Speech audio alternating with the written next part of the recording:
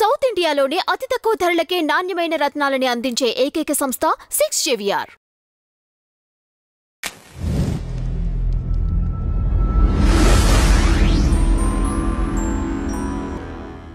ఎక్కడ చూసినా తండేల్ తండేల్ తండేల్. సాయి పల్లవి నాగచైతన్య సృష్టించిన ఒక క్యూట్ ప్రేమ అసలు జనాల్ని పులకరించేసిందండి. ఎన్నో సంవత్సరాల తర్వాత ఒక ఆ ఫీలింగ్ కలిగించింది జనాలకి. దట్టు వ్యాలంటైన్స్ డే కానుకగా నాగచైతన్య గారు శోభితకి ఇచ్చిన పెళ్లి కానుక. సాయి పల్లవి అలాంటి అమ్మాయి మన జీవితాల్లో ఉండాలి, ఇదే మా ప్రేమ కథ అనుకొని ఎంతోమంది ప్రేమికులు, ఎంతోమంది పెళ్ళి అయినా కొత్తగా పెళ్ళైన వాళ్ళు కానీ ఆల్రెడీ ప్రేమలో ఉన్న వాళ్ళు కానీ మురిసిపోతున్న సినిమా తండేల్. చందు మొండేటి సృష్టించిన యథార్థ గాథ ఆధారంగా తీసుకొని కమర్షియల్ ఎలిమెంట్స్ జోడించి అసలు మత్స్యకారుల జీవితం ఏంటి, మత్స్యకారుల తెగేంటి, మత్స్యకారులు ఎలా వాళ్ళ జీవితాన్ని సాగిస్తారు, వాళ్ళ తెగకుండే ప్రాచుర్యము, జాతర, శివుణ్ణి ఎలా కోలుస్తారు, వాళ్ళకుండే వలస వెళ్ళి వాళ్ళకి పొట్టకూటి కోసం ఎక్కడెక్కడికో వెళ్ళి 9 నెలలు సముద్రం మీద నుంచి వేటకెళ్ళి వచ్చి 3 నెలలు కుటుంబాన్ని పోషించడము, ఇవన్నీ సినిమాలో అద్భుతంగా చూపించారు చందు మొండేటి.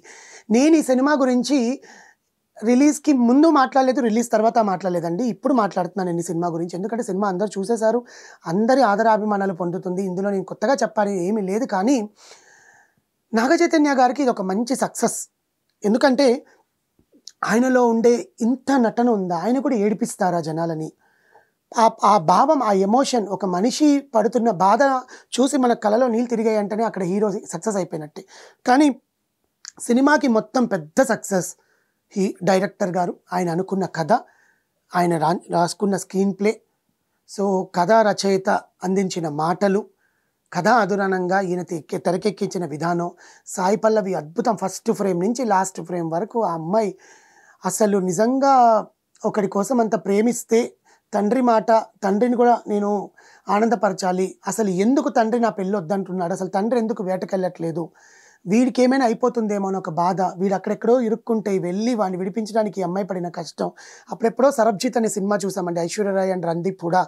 మన ఇట్లాగే పాకిస్తాన్లో బార్డర్ దాటి వెళ్ళంగానే అక్కడికి వెళ్ళి మగ్గిపోతున్న తన తమ్ముడిని తీసుకురావడానికి అక్క చేసిన ప్రయత్నమే సరబ్జిత్. అలాంటిది ఇక్కడ ఒక ప్రేమికుణ్ణి సాధించడానికి సుష్మా స్వరాజ్ గారు అప్పుడు ఎంత కష్టపడ్డారో, దాని తర్వాత సుష్మా స్వరాజ్ వాళ్ళ కూతురు అబ్బాయిని ఎట్లా బయటకు తీసుకొచ్చింది అనేది మత్స్యకారులు, జాలర్లు చెప్తున్న మాటలు వింటుంటే మనకు హృదయాలను తడిసిపోతాయి.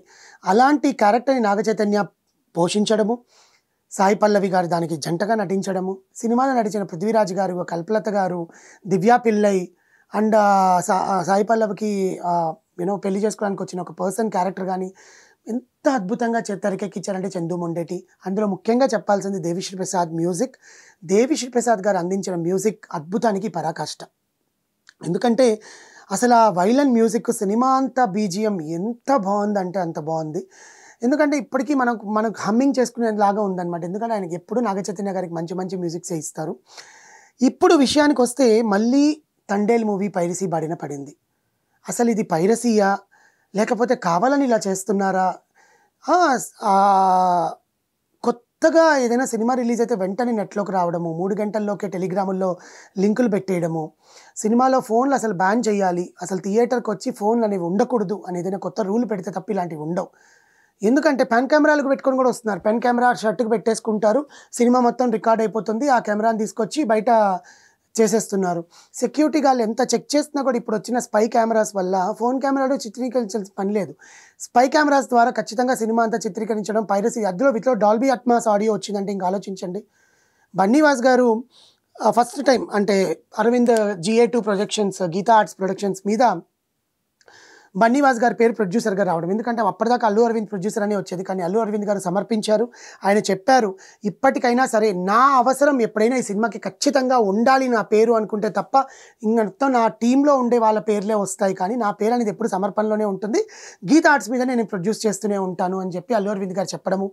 బన్నీవాస్ గారు అల్లు ఫ్యామిలీకి కానీ మెగా ఫ్యామిలీకి కానీ ఎంత ఆప్తుడు అందరికీ తెలిసిందే. మొన్న పుష్ప సినిమా అప్పుడు కూడా రేవతి గారి కుటుంబానికి సాయం అందించడం కానీ, వాళ్ళ బాబుకి మెడికల్ రిపోర్ట్స్ దగ్గర నుంచి అల్లు అర్జున్ గారి జైలు అండ్ బెయిల్, ఇవన్నిటి విషయాల్లో బన్నీవాస్ గారిది ప్రధానమైన చెయ్యి.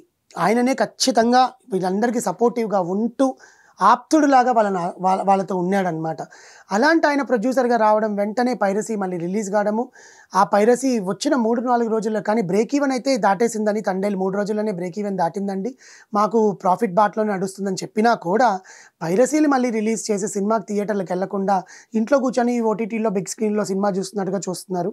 ఇలాంటి పైరసీ ఎవరు చేస్తున్నారు, అసలు ఎవరు అంటే చాలామంది మాట్లాడుతున్నారు, మెగా ఫ్యాన్స్ ఇలా చేస్తున్నారు. అల్లు అరవింద్ గారికి అల్లు అర్జున్ తండ్రి కాబట్టి అల్లు అరవింద్ గారికి మెగా ఫ్యామిలీ అభిమానులు ఇలా చేస్తున్నారు. మెగా ఫ్యామిలీకి అల్లు అరవింద్కి పడదు కాబట్టి అల్లు అరవింద్ గారు కావాలని మొన్న కూడా ఏదో ఆడియో ఫంక్షన్లో సక్సెస్ మీట్లో ఒకసారి తండేల్ ప్రీ రిలీజ్ ఈవెంట్లో కూడా దిల్ రాజు గారి గురించి వ్యాఖ్యానించి మనకు తెలిసిందే.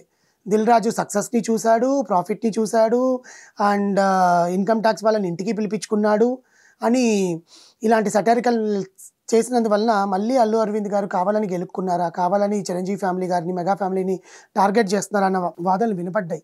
అదే కోవలో వాళ్ళే ఇలాంటి పైరసీలు రిలీజ్ చేస్తున్నారని మాట్లాడుతున్నారు. కానీ అల్లు అరవింద్ గారు ఎప్పుడూ వాళ్ళ ఫ్యామిలీ గురించి కానీ వాళ్ళ దాని గురించి కానీ మాట్లాడరండి. ఎందుకంటే అల్లు అరవింద్ గారికి ఆ ఫ్యామిలీకి రక్త సంబంధం ఉంది, చుట్టరికం ఉంది.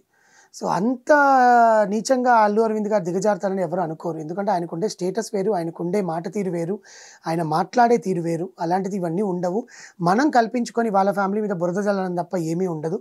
కానీ పైరసీ అనేది సినిమాని చంపేస్తుందండి, సినిమా వాల్యూని తగ్గిస్తుంది, టికెట్లు కొనుక్కొని వెళ్ళే జనాలు తగ్గిపోతారు, ప్రొడ్యూసర్కి నష్టం కలుగుతుంది. అంత కష్టపడి సినిమా తీసి స్క్రీన్ మీద చూడకుండా టీవీలో చూసుకునే బదులు టీవీకే రిలీజ్ చేస్తాం కదా, ఇంకెందుకు పైరసీలు సో అని మాట్లాడుతున్నారు. సో ఇలాంటి పైరసీ వాళ్ళని మేము ఖచ్చితంగా అరికడతాము, ఖచ్చితంగా వాళ్ళని పట్టుకొని వాళ్ళకి శిక్ష పడేలా చేస్తాము అని చెప్తున్నారు అల్లు అరవింద్ గారు.